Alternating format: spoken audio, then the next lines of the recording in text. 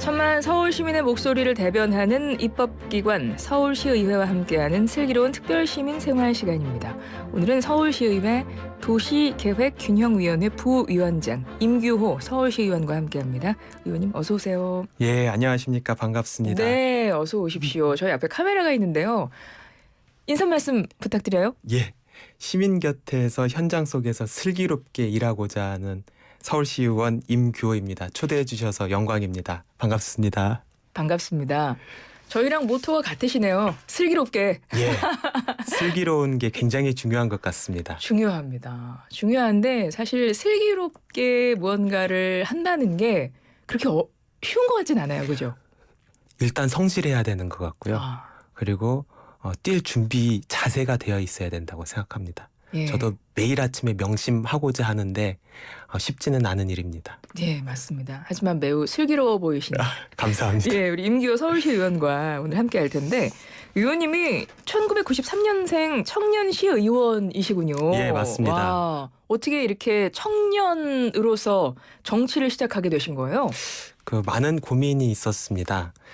저희가 소위 말하는 90년 MZ 세대인데요. 네. 많은 특성들이 있다고 해서 하나의 카테고리로 묶이기도 했습니다만 저희가 마주한 사회는 늘 경쟁이었습니다. 초등학교 때서부터 시작된 경쟁이 대학 입시의 경쟁, 또 취업의 경쟁으로 이어졌고 그 이후에도 계속됐습니다. 매일이 경쟁의 연속이라고 해도 과언이 아니었습니다. 그렇다고 승리자의 삶이 뛰어나게 나아진 것도 아니고요. 이렇게 지독한 경쟁 체제, 또 그럼에도 바뀌지 않는 사회적인 고착화, 계층화 이런 것 때문에 지금 2030 청년 세대가 최악의 상태이지 않습니까?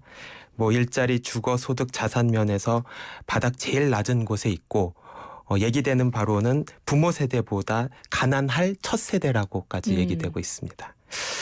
이렇게 곳곳에서 갈등의 요소로 산재되는 것들이 결국에는 요즘 촉발되고 있는 젠더 갈등이라든지 세대 갈등, 또 극심한 정치 집단 간의 갈등으로 이어지는 것이고요.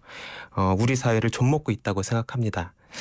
이런 상황에서 제가 사회에서 할 수 있는 일이 무엇일까라는 긴 고민의 끝에 그 공동체의 전환, 변환에 좀 미랄의 역할을 하고 싶다라는 마음으로 국회 보좌진 활동을 시작하게 됐고요. 그것이 기반이 돼서 지금 서울시 의원으로 일할 수 있는 기회를 얻었습니다. 보좌진 활동은 얼마 동안 하셨어요? 약 5년 정도 했습니다. 오래 하셨네요. 예, 그럼 예. 20대 초반부터 하신 거예요? 중반 정도. 중반부터 예, 해서 26 정도부터 시작했습니다. 보좌진 활동 하시다가 직접 정치해 보니까 어떠세요?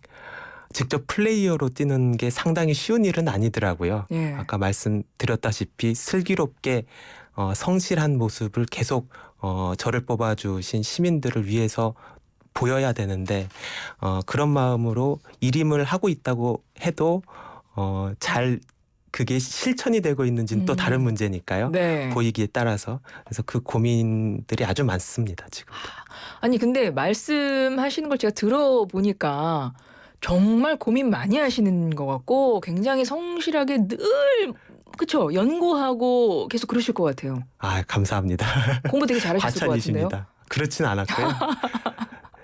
영화하고 네. 또 드라마 보는 것 좋아했습니다. 영화나 드라마 같은 거를 많이 봐야 이게 사람이 감수성도 높아지고요. 그렇죠. 아이디어도 많아지고요. 그럼요. 사회에 대한 고민도 한층 더 성숙해지는 그런 맞습니다. 기분이 많이 듭니다. 그렇습니다. 어떤 영화 어떤 드라마 좋아하세요?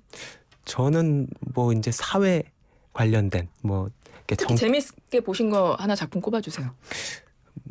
제가 이제 오늘 제 소개를 좀 하는 시간이니까요. 네. 제가 처음에 어셈블리라고 하는 드라마를 참 네. 재밌게 봤어요. 거기가 이제 보좌진을 배경으로 한 드라마였는데 이제 거기에서 여러 주인공들 또 조연들이 국회에서의 벌어지는 여러 가지 상황들을 사회 변화로서 이끌고 가는 모습들이 굉장히 인상 깊었고요. 그래서 제가 이 직종을 선택한 게 되지 않았나 그런 생각들을 그렇군요. 지금에 와서 많이 하고 있습니다. 맞네요. 정말 내 인생의 영화네요. 네, 그렇습니다. 어셈블리. 알겠습니다. 그렇게 해서 진짜 청년 정치인이 되셨고 이거 한번 여쭤봐야 되겠어요. 청년 정치인으로서 대한민국의 정치 진단 한번 해주시겠어요? 우리 정치가 나아가야 할 방향 아주 간략하게. 지금이 카오스 시대 아니겠습니까? 아, 너무 혼돈스럽죠. 예. 혼란스러워요. 극심한 정치적, 사회적 갈등을 속히 정돈해야 합니다. 어려울수록 기본이 중요한 법이잖아요. 여러 가지 혼돈과 혼란 속에서는 단단하게 근본을 지키는 게 무엇보다 중요합니다. 우리 대한민국은 모든 프로세스의 틀, 또 프레임을 잘 정립해 놓았습니다. 그것이 헌법이고요. 헌법에 따른 헌정 질서를 잘 작동시키면 될 일입니다. 그 안에서 지금 우리가 해야 될 일은 시대적인 상식 또 시대적인 정의 안에서 공공선과 도덕성을 불어넣는 일이라고 생각하고요. 우리는 잘 할 거라고 생각합니다. 네. 좋은 사람들의 따뜻한 연대 또 성숙한 시민 의식으로 지금까지 잘 해오지 않았습니까? 그것이 우리가 지금 해야 될 최선의 책무고 정치인들이 앞장서야 될 제1의 과제라고 생각합니다. 네, 맞습니다. 우리 임교 의원님 같은 많은 청년들께서 같은 마음으로 앞으로 좀 이 시대에 허리 역할을 이젠 하셔야 되니까 예, 많이 명심하고 있겠습니다. 네, 기대해 보도록 하겠습니다. 서울시의회 의원님들께서 나오시면 저희가 늘 진행하는 코너가 있어요. 서울시 의원의 시민보고 시간인데요. 예, 오늘은 예. 임규호 의원의 시민보고입니다. 시민들에게 결재를 올린다는 마음으로 하나씩 보고해 주시면 되는데요. 첫 번째 내용, 면목선 도시철도 이야기를 가지고 오셨네요. 예, 제가 선출된 지역이 일평생을 살아왔던 중랑구입니다. 일평생을 태어나고 자라셨어요? 예, 그렇습니다. 예. 그래서 누구보다도 애정이 잘하시네요. 강한데요. 제가 우리 서울시에서 소개할 때는 무한한 잠재력이 있는 곳이다 이렇게 얘기는 하고 있습니다. 그런 우리 중랑구가 요새는 도시철도 면목선으로 굉장히 핫한데요. 무려 30년간의 수건이 담긴 대규모 프로젝트입니다. 조금 구체적으로 말씀드리면 네. 작년에 유일하게 기획재정부 예비타당성 조사를 통과했습니다. 이 중랑구 동대문구로 대표되는 서울 동북부는 인구 규모, 인구 수에 비해서 교통 인프라가 솔직히 좀 미약한 편입니다. 특히 철도 사각지대가 많아서 출퇴근할 때 극심한 교통 혼잡이 발생하고 있는 지역이기도 합니다. 그래서 90년대부터 경전철에 관련된 논의가 아주 활성화되었었는데요.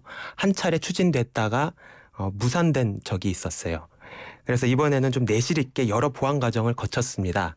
국회의원, 시의원 등이 직접 나서서 기획재정부, 국토교통부 또 서울시 관계자들의 지휘고하를 막론하고 협의 협상에 임했고 그것이 좀 좋게 잘 평가로서 나타나서 이번에 통과된 영광을 얻었습니다. 이게 무슨 의미를 갖냐면요. 네. 선언적인 의미가 있습니다. 이 사업을 추진하겠다라고 하는 선언적인 의미가 담겨 있어서 앞으로 준비 과정을 거쳐서 잘 진행시키면 좋을 것 같습니다. 최근에 면목선 특위 부위원장으로도 선출이 되셨어요. 근데 지금 의원님이 도시계획균형위원회 부위원장이시거든요. 예. 하기만 하면 최소 부위원장이시네요. 아유, 아닙니다. 대단하신 분이네요. 좋은 소임을 잘 맡겨주신 만큼 결과가 잘 나와야 되는데 예. 많은 걱정이 있습니다. 이 면목선 특위 부위원장으로도 선출이 되셨기 때문에 더 책임감도 느끼실 것 같은데 맞습니다. 이게 30년 수건 사업이라고 하잖아요. 예. 착공이 언제 들어갑니까? 지금 저희가 꿈꾸고 있는 건 2028년도입니다. 이게 사실 1조 원이 넘는 대규모 프로젝트인데요. 네. 그만큼 좀 정확하고 세밀한 계획이 필요하지 않겠습니까? 그래서 지금 기본 계획을 수립하는 중이고 이 작업이 올해 말까지 완료되면 이 계획에 의거한 기본 프레임을 구성하는 기본 설계가 진행됩니다. 그 후에 실시 설계하고 착공을 한 번에 하는 턴키 방식을 진행하게 된다면 충분히 2028년도 3년 안에 착공이 가능할 거라고 생각됩니다. 면목선이 개통이 되면 어떤 효과가 생길까요? 저희가 그래서 이게 경제성이 얼마나 실제 우리 사회에서 도출될 수 있을까라고 하는 궁금증을 좀 풀기 위해서 작년 KDI 예타 조사를 받는 당시에 연구 용역을 진행했습니다. 아주 긍정적이고 좋은 결과가 도출이 됐는데요. 생산 유발 효과는 2조 500억 그리고 부가가치 효과가 8천억에 이른다고 합니다. 무려 3조 원의 경제 효과가 생기는 셈이죠. 이런 것들이 이제 우리 면목동을 비롯한 뭐 전농동, 장안동, 망우동과 같은 서울 동북부의 인구 밀집 지역에 있어서는 교통 여건이 획기적으로 개선되는 계기가 될 것이고요. 이것이 곧 서울의 균형 발전으로 이어질 거라고 확신합니다. 그 교통망을 촘촘히 만들고 이동 편의성이 증대되면 뭐 지역 경제 활성화 또 일자리 창출에도 기여가 될 것이고요. 현재 곳곳에서 진행되고 있는 재개발 재건축에도 긍정적인 요소로 작동할 것으로 봅니다. 그렇군요. 자, 첫 번째 시민보고 내용은 면목선 도시철도 이야기였고요. 두 번째는 지역구 현안 가지고 오셨어요. 예. 어떤 내용입니까? 그 신속통합기획 같은 재개발 재건축 관련된 이야기인데요. 네. 그 중랑구도 아주 활발하게 진행되고 있습니다. 이 신속통합기획이라고 하는 것이 기존에 있는 정비사업보다 신속하고 체계적으로 진행할 수 있도록 하는 제도인데요.